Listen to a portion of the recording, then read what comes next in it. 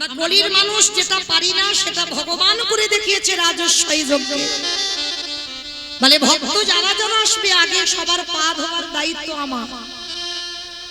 যুধিষ্ঠির মহারাজ শোনা মাত্র চমকে উঠেছে, অসম্ভব। কৃষ্ণ কে কোন জাতের মানুষ আসবে, কে নিচু জাত না কে উঁচু জাত, জাতের ঠিক নেই, তুই সবার পা ধোয়াবি? ভগবান হেসে বলছে, দাদা আমার কোনো কালে জাতের বিচার ছিল না, ওটা মানুষের। কি বাবা ভুল বললাম? ওটা মানুষের জাতের বিচারে, নিচু জাত আমি উঁচু জাত, হ্যাঁ এটা মানুষ করে, এটা ভগবানের নয়। ভগবানের যদি বিচার থাকতো তাহলে বাবা নবদ্বীপের মাটিতে মলয় চাঁদ কাজী যে বিধর্মী মুসলমান তাকে কৃপা করতে পারত? গোহক চণ্ডাল নিজ জাতি তাকে কৃপা করলো ত্রেতা যুগে রঘুপতি রামচন্দ্র। শবরী মা চণ্ডাল কুলে জন্ম নিয়েছিল, শবরী মাকে কৃপা করলো, ভুরি ভুরি প্রমাণ। তাহলে ভগবানের জাতের বিচার হয় না, জাতের বিচার মানুষ করে। হ্যাঁ, তো আজকের জগৎ সংসারে বাবা ভগবান সমাজকে শিখিয়েছে। আমি ভগবান হয়ে রাজস্বই যজ্ঞে আগে পা ধোয়ার ব্যবস্থা করেছি। কলির জীব তোদের ঘরে যদি সাধুগুরু বৈষ্ণব যায়, ভক্ত যদি যায়, সবার আগে পা ধোয়ার ব্যবস্থা কর। ছিল বাবা, আমার ঠাকুমাদের দেখতাম অনেক আগেকার দিনের কথা, তখন খুব ছোট, তখন দেখতাম যে বাড়িতে যদি গুরুজনেরা আসে সবার আগে মা পা ধোবার ব্যবস্থা করা হয়। আর এখন আমাদের মতো মেয়েরা যত টিভি সিরিয়াল দেখে আর তাদের মতো আচরণ হয়ে যায়, আমরা ভুলে যাই সেই পুরানো সংস্কৃতির কথা। কিন্তু চরণ ধরে বলে যাই মা, এই অধম কীর্তনিয়া আপনারা যেন ভাববেন না যে মৌমিতা জ্ঞান দিচ্ছে বড় বড় কথা বলে। না, আমি জ্ঞান দিচ্ছি না বাবা, আপনারা জানেন, আমি একটু মনে করাচ্ছি। এটা তো শাস্ত্র বিধান দিল। দেখো ভগবান কিসের জন্য পা ধোয়াবে? নিজে আচরি ধর্ম জীবেরই শেখায়, নিজে না করলে ধর্ম জীবকে শেখানো না যায়। নিজে আচরণ করে সমাজকে শেখাচ্ছে ভগবান, তোরা আমাকে দেখে শেখ। তাই সবার কাছে আমার বিনীত নিবেদন, বাড়িতে যদি গুরুদেব আসে সবার আগে পা ধোবার ব্যবস্থা করবেন। অনেক মায়েরা প্রশ্ন করবেন, মৌমিতা গুরুদেব তো দেহ রেখেছেন, কি করব? আর বছরান্তর সাধুগুরু বৈষ্ণব ঠিক ঠিক পাই না, তাহলে আমি কি করব?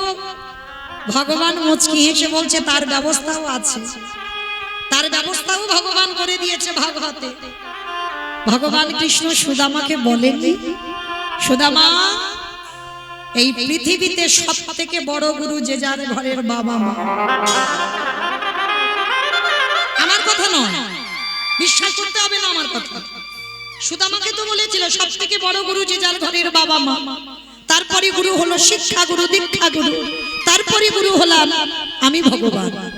কই একবারও তো ভগবান বলেনি সবার আগে আমি বড় গুরু, সবার আগে বাবা মার জায়গাটা দিয়েছি। ভগবান হেসে বললেন, ভক্তগণ যেতে হবে না নবদ্বীপ, যেতে হবে না বৃন্দাবন, হরিদ্বার, দক্ষিণ ভারত ও কুম্ভ মেলায়, কোথাও যেতে হবে না। বছরান্তর একবার করে জীবিত ভগবান পূজা কর।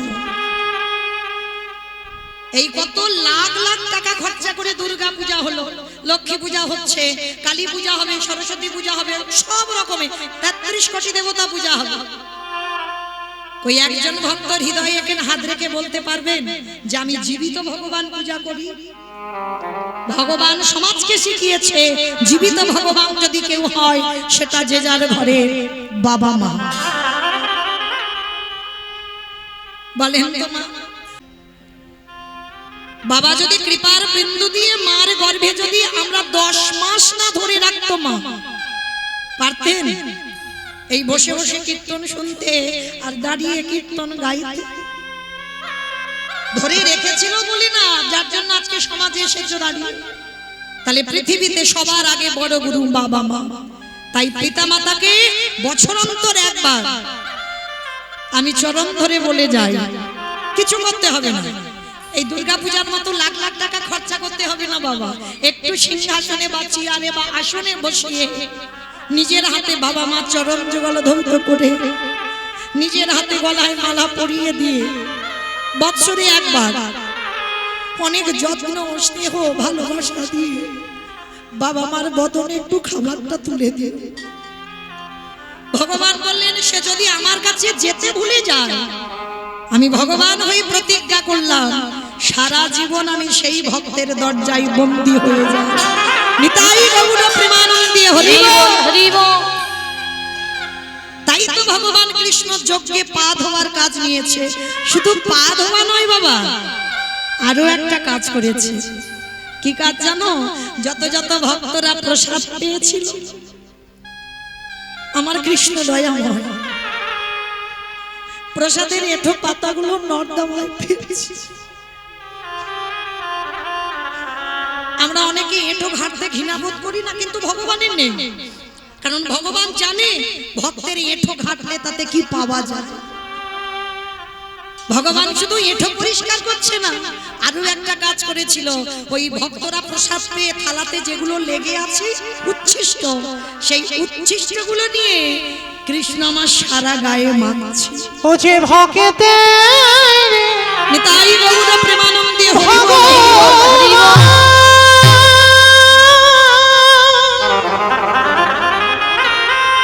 ও যে ভক্ত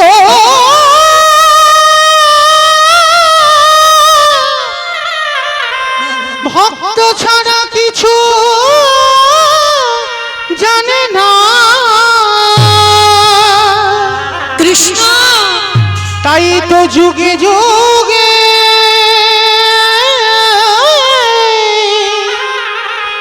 ও যে ভক্তের কাছে ছুটে আসে। আমি যে ভক্ত ও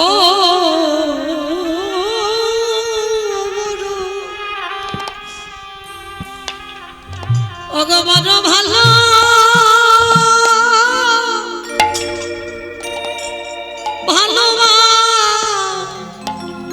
ভালোবাসি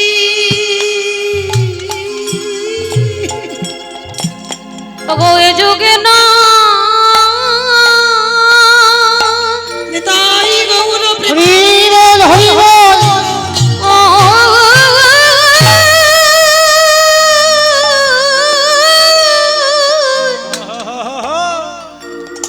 ওগো এ যুগে না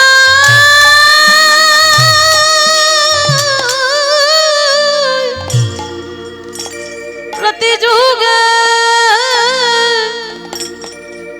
যুগে আমি যে ভক্ত বড়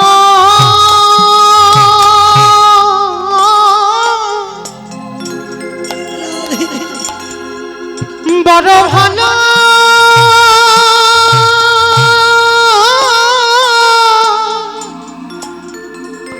ভালোবাসি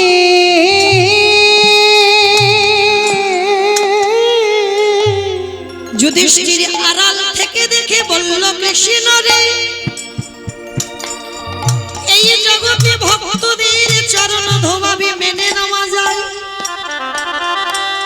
ভক্তদের এঁঠো পাতা নর্দমায় ফেলেবি মেনে নেওয়া যায়,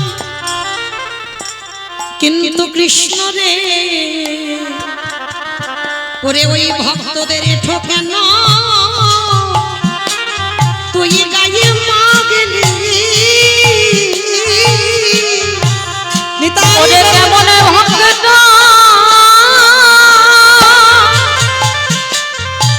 ও আরে কেমন ভগবান ভক্তের ঠোকেন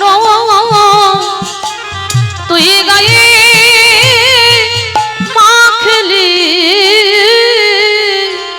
ভগবান মৃদু হেসে বললেন দাদা গো, এ যে হলো আমার কর্মফল।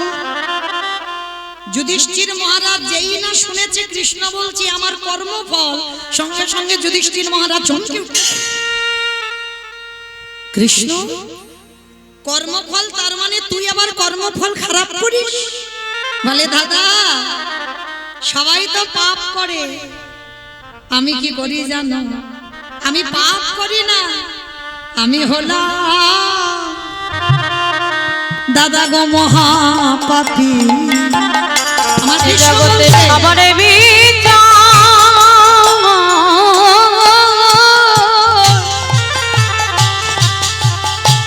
সবার বিচার করি বটে, কিন্তু আমি হলাম দাদা মহাপাপী। ভগবান হেসে বলছে সবাই পাপী আর আমি মহাপাপী। তার যুধিষ্ঠির মহারাজ প্রশ্ন করেছিল, কৃষ্ণ তুই নিজেকে মহাপাপী বলছিস কেন?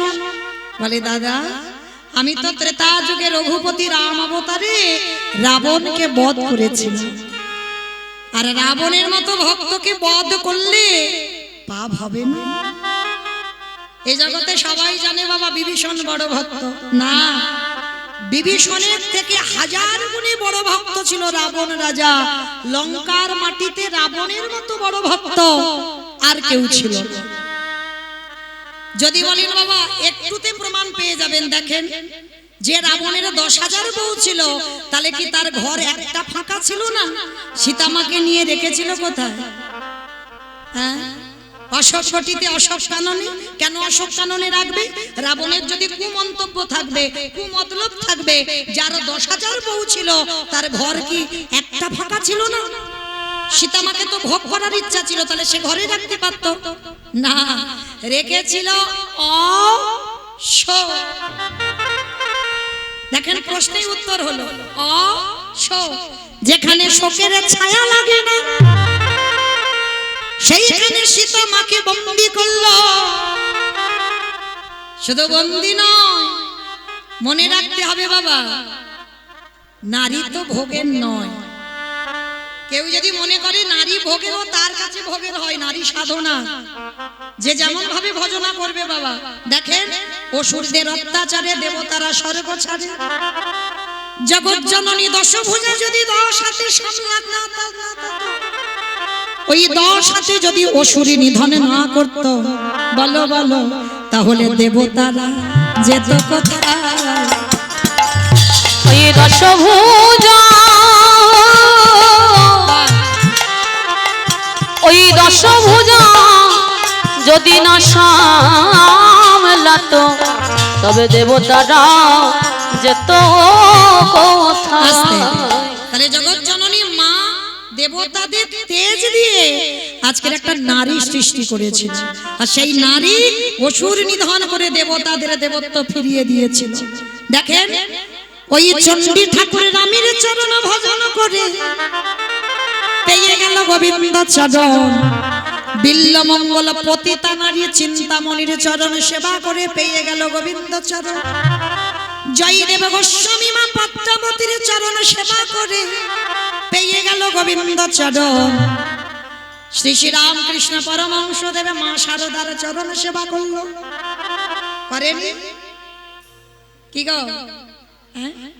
আবার বিবেকানন্দ ভগ্নী নিবেদিতার চরণ ভজন করলো। এরা ভজনিয়া সাধনিয়া। তাহলে নারী সাধনা করতে হয়, নারী ভজনা করতে হয়, আর যারা জানে গুরু চরণ ধরে তারা সাধনা করতে শিখেছে। তো আজকের যার জন্য বাবা রাবণ তো লঙ্কার মাটিতে ত্রিকালদর্শী, ত্রিসন্ধ্যা গায়ত্রী করে, সেই রাবণ কোনোদিন ভোগ করার জন্য নয়।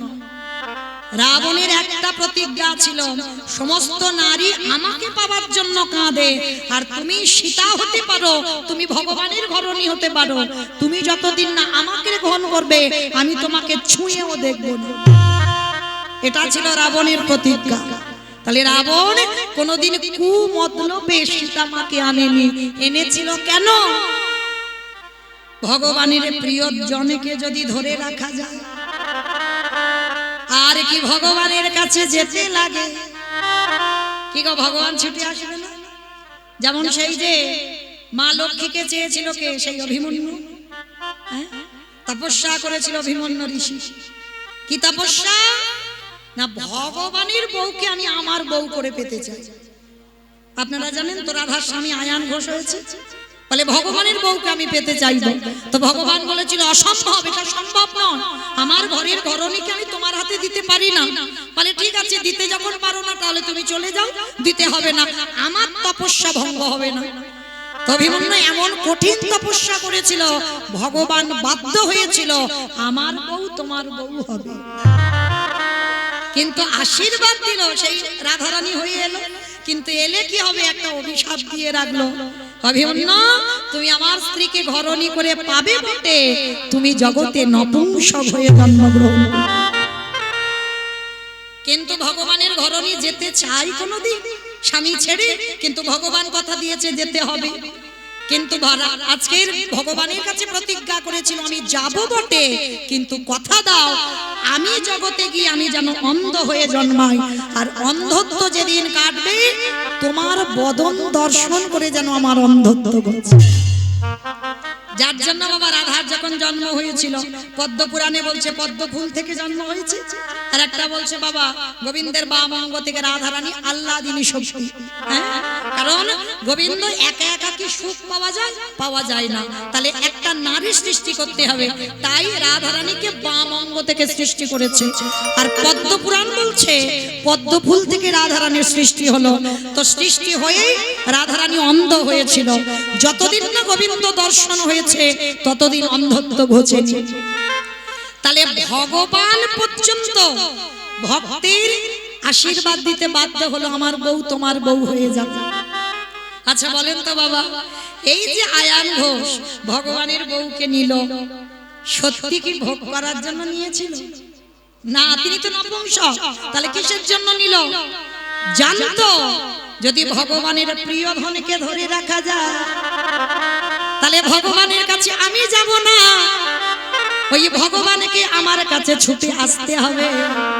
তাই জটিলা কুটিলা আয়ান ঘোষ রাধারানীকে বাদির ঘরে রেখে যত জ্বালা দেয় যন্ত্রণা দেয়, ব্যথা দেয় বেদনা দেয়, কষ্ট দেয় যন্ত্রণা দেয়, আরে রাধারানী যত জ্বলে পুড়ে মরে ওই বাদির ঘরে বসে বসে তারা ঘরে বসে যুগল দর্শন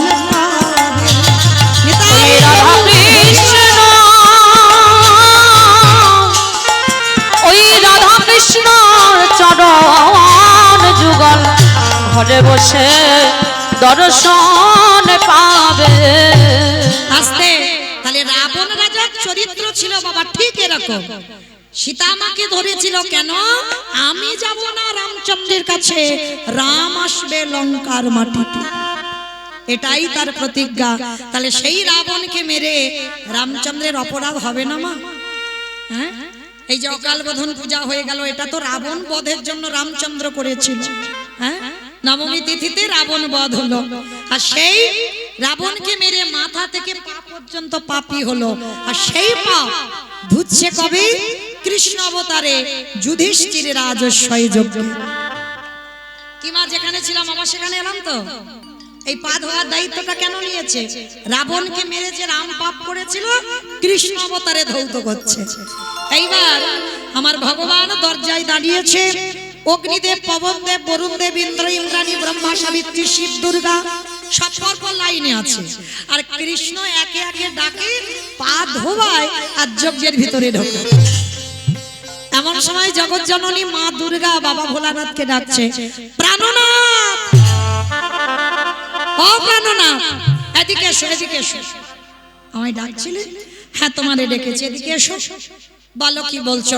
চলো, কৃষ্ণ পা দুটো ধোয়াবে, চলো এবার আমাদের পালা, আমরা পা দুটো ধুইয়ে নিই। বাবা পরম বৈষ্ণব তো হেসে বলছে, পার্বতী তোমার মাথার ঠিক আছে তো? কৃষ্ণ পা ধোয়াবে আর আমাদের পা দুটো বাড়িয়ে দেব? শোনো, তোমার যদি ইচ্ছে করে তো তুমি লাইনে দাঁড়াও, আমার পা তো আমার কৃষ্ণ ধোয়াতে পারবে না। মা দুর্গাকে লাইনে রেখে বাবা প্যান্ডেলের বাইরে চলে গেছে, মানে রাজস্বয় যজ্ঞের যে প্যান্ডেল, এ প্যান্ডেল নয়, তা প্যান্ডেলের বাইরে চলে গেছে। আর বাইরে গিয়ে মনে মনে ভাবছে, কৃষ্ণের চোখে ধুলো দিয়ে যজ্ঞে যাও। আচ্ছা বাবা, আপনারা বলেন সম্ভব? আমার চোখে ধুলো দেওয়া সম্ভব? এই যে আমি দাঁড়িয়ে আছি, আপনারা এই যে কত কত ভক্তরা বসে আছেন, আমার চোখে ধুলো দেওয়া যায়? কে কীর্তন শুনছে, কে শুনছে না, কে গল্প করছে, কে পাকার বাতাস খাচ্ছে, আবার কে বসে বসে আমি দেখতে পাচ্ছি না। কিন্তু যে ছেলেটা মন্দিরে বাঁশিটা বাজাচ্ছে, কি গো, খাতা কলমে হিসাব হয়ে যাবে কে কি করলো হরিবাসরে বসে, আমাকে কিছু করতে হবে না। এইবার ভগবান কি করেছে, হেঁট হয়ে পা ধোয়াচ্ছে, আর বাবা প্যান্ডেলের বাইরে গিয়ে মনে মনে ভাবছে কৃষ্ণের চোখে ধুলো দিয়ে যজ্ঞে যাবে। সম্ভব? তার চোখ তো ঘুরে ঘুরে বেড়াচ্ছে চারদিকে। যেমন বাবা সেই যে দেবরাজ ইন্দ্র গুরু পত্নী হরণ করেছিল, অহল্যা সতীত্ব নাশ করেছিল না, আর নাশ করতে গুরুদেব গৌতম মুনি অভিশাপ দিয়েছিল তোর সর্বাঙ্গে হবে ভোগ চিহ্ন, আর সেটাই আশীর্বাদে কান্নাকাটি করার পর আশীর্বাদে হলো সহস্র চোখ, মানে হাজার চোখ। ইন্দ্রের শরীরে হাজার চোখ, কিন্তু তার থেকেও আমার ভগবানের শরীরে আরো চোখ বেশি। তা আড়ালে গিয়ে ভোলানাথ কি করেছে বাবা, কৃষ্ণের চোখে ধুলো দেবে, কি করে দেবে, আড়ালে গিয়ে আমার বাবা ভোলানাথ দুম করে একটা কুকুর হয়ে, আর কুকুর হয়ে মনে মনে ভাবছে কৃষ্ণের ওই পায়ের তলার ভিতর থেকে গলে চলে যাব। আর মায়েরা, আমরা যারা ভগবানের কাছে মানত করি না, মূর্খ বলে মানত করি। যারা জ্ঞানী ভক্ত তারা মানত করে না, কারণ তোমার যে মনের কি ব্যথা বেদনা, তিনি যদি অন্তর্যামী হয় তিনি জানে না তোমার মনের কথা। তোমার কি ঢেড়ি পিটিয়ে বলতে হবে ঠাকুর আমার ছেলেটা যেন পাশ করে, ঠাকুর আমার স্বামী যেন ভালো হয়, ঠাকুর আমার বউ যেন ফিরে আসে, বলতে হয়? তোমার মনের কথা তোমার ভগবান সব জানতে পারে। শুধু বললেন ডাকার মতো ডেকে যা, ভালোবাসার মতো বেসে যা, চাইতে হবে না, ফলের আশা করিস না, ফল দেবার মালিক আমি, সময় মতো ঘরে পৌঁছে দেব। নিতাই গৌর প্রেমানন্দে। হরি বল। তো এইবার ভগবান কি করেছে বাবা, সত্য শুনতে পাচ্ছে, এবার ইচ্ছে করে ভগবান পা দুটোকে ফাঁকা করে দিয়েছে, আর বাবা ভোলানাথ পিছন থেকে কুকুর হয়ে গুটি গুটি পায়ে আসছে, আর এসে সবে মাত্র মাথাটাকে, আর যেই না পায়ের তলায় দিয়েছে কৃষ্ণ দুটো হাঁটু নিয়ে কানের কাছে, এইবার দেখ কেমন লাগে। আর যেই না কুকুরের কানের কাছে দিয়েছে, কুকুর কি করবে, কেউ কেউ করবে না, বারবার বলছে কৃষ্ণ ছেড়ে দে, কৃষ্ণ ছেড়ে দে, কৃষ্ণ ছেড়ে দে, বলে ছাড়বো বলে ধরি না। হে বৈষ্ণব গোসাই, ও হে বৈষ্ণব গোসাই, তোমার মতো বৈষ্ণবের দুটো চরণ ধোয়ালে বোধহয় কম হতো, তাই তো কৃপা করে করুণা করে আমার জন্য আরো এক্সট্রা দুটো জুড়ে দিয়েছো। আমা বুঝেছো? শিব ঠাকুরের কটা পা? দুটো। আর কুকুরের পাঁচটা পা, চারটে পা। ভগবান বলছে রাবণকে মেরে যে পাপ করেছি, তোমার মতো বৈষ্ণবের দুটো পা ধোয়ালে কম হবে, ওই জন্য আমার জন্য আরো দুটো জুড়ে দিয়ে আরো এক্সট্রা করেছো। এবারে দাও দাও ছোট তুমি বানাই বলে ও হে আমার বৈষ্ণব গোসাই, দাও দাও চরণ বড়াই দাও, বলি এই ভিদে ধরি না, বলে দাও দাও চরণ বড়াই দাও, বলি তুমি চরণে ছাড়া আমি আর তো চরণ ছাড়ব না গো, বলি এই চরণ ভিদে ধরি না, আমি আর তো চরণ ছাড়ব না গো, এই তো চরণ ধীরে ধরি না, আর তো চরণ ছাড়ব না গো, এই তো চরণ ধীরে ধরি না, আর তো চরণ ছাড়ব না গো, দাও দাও চরণ বড়াই দাও। আস্তে মোটা দড়ি নিয়ে কুকুরটাকে কৃষ্ণ বেঁধেছে রাজস্বয় যজ্ঞে, আর বাঁধলে কি হবে বাবা, চারটে পা শুধু ছটফট করছে। ভগবান বলে এবার পায়ের ব্যবস্থা করতে হবে, মোটা দড়ি নিয়ে কুকুরের চারটে পা এক জায়গা বেঁধে দিয়ে, আর যেই পা বেঁধে দিল বাবা আর কিছু করতে পারবে, শুধু ধুলায় গড়া গড়ি যায় আর কৃষ্ণ কৃষ্ণ বলে কাঁদে। আমি ভুল করেছি, কান মুলছি, নাক মুলছি, ছেড়ে দিচ্ছি, যারে ধরি তারে ছাড়ি না, যারে ছাড়িয়ে জীবনে ধরি না, তা ধরেছি যখন ছাড়বো বলে নাকি দেখো কি করি। এইবার ভগবান সবার পা ধোয়াচ্ছে বাবা ঘটিতে করে জল দিয়ে। আর বৈষ্ণবের বেলা কি করেছে জানো? খালে বিলে নদী নালারা জলে নয়। অপরাধ নিও না মা, একটা কথা আমি বলে যাই, সব জায়গায় অপরাধ করে ফেলো, কিন্তু একটা জায়গা নয়। কোন জায়গায়? বৈষ্ণবের বাড়িতে যদি হয় ফুটফুরাই অপরাধ, মহা মহা ভজনেতে পড়ে যাই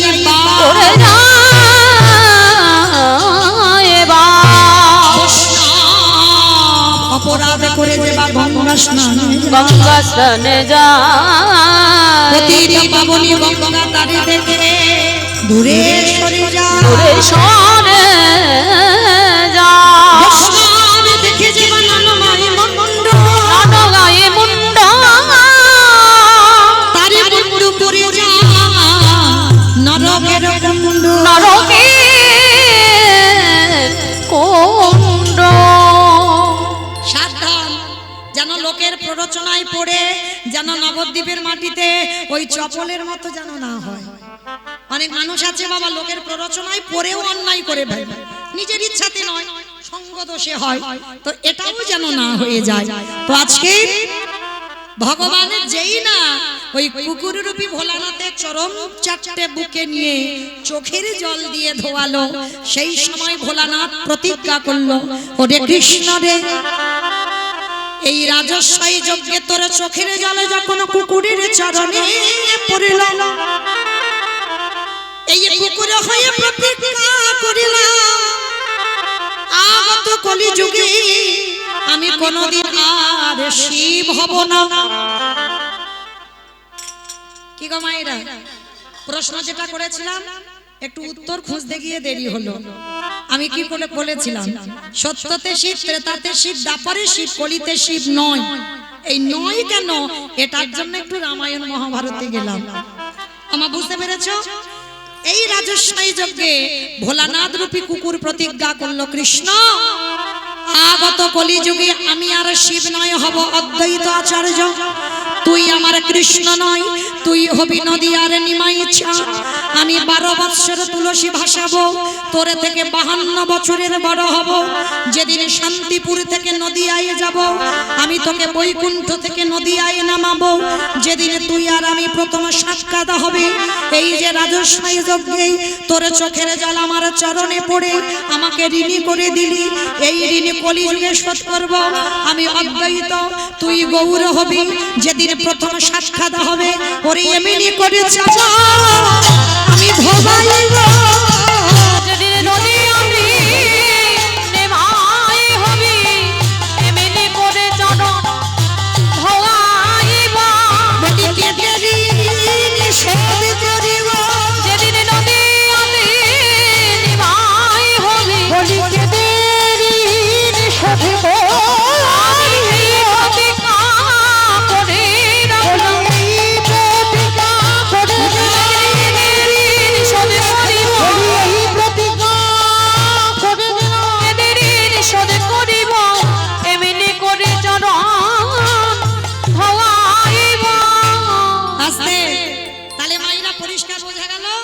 চলো তাহলে অদ্বৈত আচার্যের ডাকে নিমাই এলো, আর এসে কি করছে? কেহ বলে পুরাবেতি রাবণ অবধীরা, কেহ বলে পুরাবেতি। বাবা এগুলো আমার কোনো বানানো গান নয়, মহাজনী পদাবলী, বৈষ্ণব পদাবলী। তাহলে বৈষ্ণব পদাবলী শুনতে গেলে উলু কই?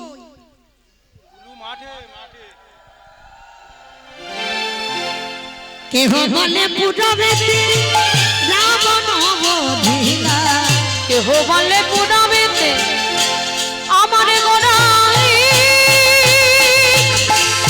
গোড়া গোড়া গোড়া গোড়া রে,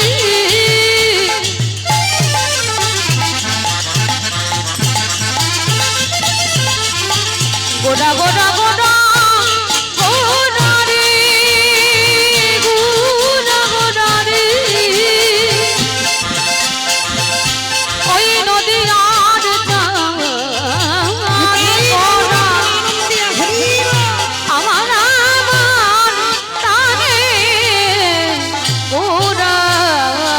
বটে পুনাবেতে রামন বধিলা ওগো গোলকের বৈভব লীলা প্রকাশ করিলা ওই গোলকের বৈভব লীলা প্রকাশ করিলা ওই গোলকের বৈভব লীলা প্রকাশ করিলা শ্রী রাধার ভাবে গোদায় গোদা শ্রী রাধার ভাবে রে গোরা গাবতা শ্রী রাধাটি ভাবে গৌরায় অবতার ওই শ্রী রাধার ভাবে গোরা গাবতা হরে কৃষ্ণ নামে গরু করিলা প্রচার ওই হরে কৃষ্ণ নামে গৌর করিলা প্রচার হরে কৃষ্ণ নামে গৌর করিলা প্রচার এইবারে লীলা প্রকাশ হলো এইবারে লীলা প্রকাশ হলো এইবারে লীলা প্রকাশ হলো এইবারে লীলা প্রকাশ হলো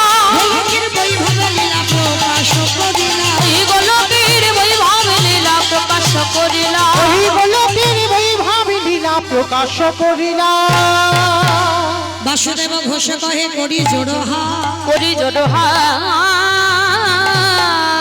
ওগো যে এই গো শ্রী কৃষ্ণ সেই তো জগন্না সেই তো জগন্নাথ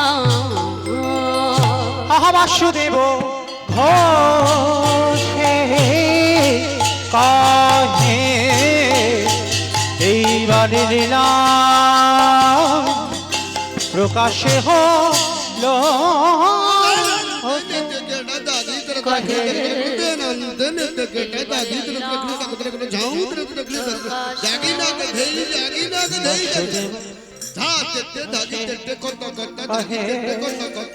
এইবারে লীলা প্রকাশ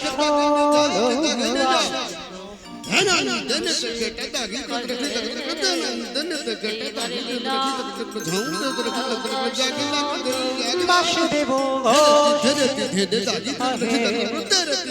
এইবারে লীলা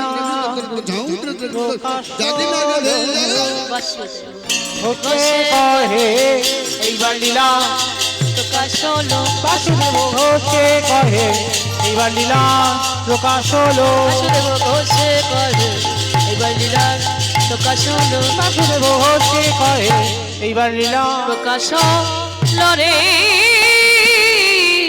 ওগো বাসুদেব ঘোষে কহে জনিতাই চলুন এবার আমরা যাই একটু বৃন্দাবন। তো এতক্ষণ নবদ্বীপে যখন ছিলাম বাবা দেখি একবার সবাই মিলে প্রেম সে বলেন তো গৌর সুন্দরী কি জয় নবদ্বীপে ধাম কি জয় সচির নন্দন কি জয় ধ্বনিটা হলো কি জয় এটাও জয় বললাম ধ্বনিটা হলো কি এটা নাকি জয় রাধে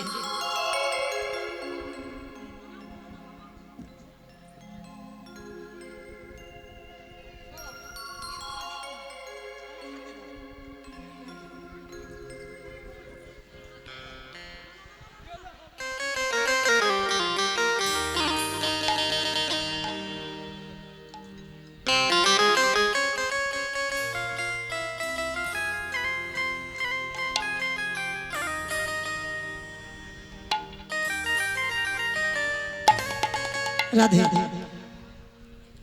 তো চলো মাইরা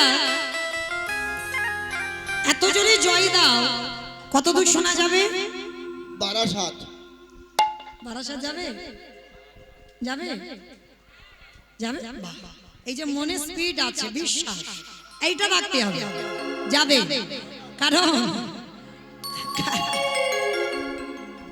আজকে সবাই দেখে হাত দুটো আমার নিতাই চাঁদ গৌর চাঁদের মতো তোলো তো দেখে একবার যাদের আছে তোলো যাদের নাই বলবো না কই এদিকে আমার দাদা ভাইরা যারা আছো চরণ ধরে বাবা একবার আত্মনিবেদন নববিধা ভক্তির মধ্যে এটা আমার জন্য নয় নববিধা ভক্তিতে শেষে বললেন আত্মনিবেদন সবাই আমার পিছনে ধসে যাচ্ছে কেন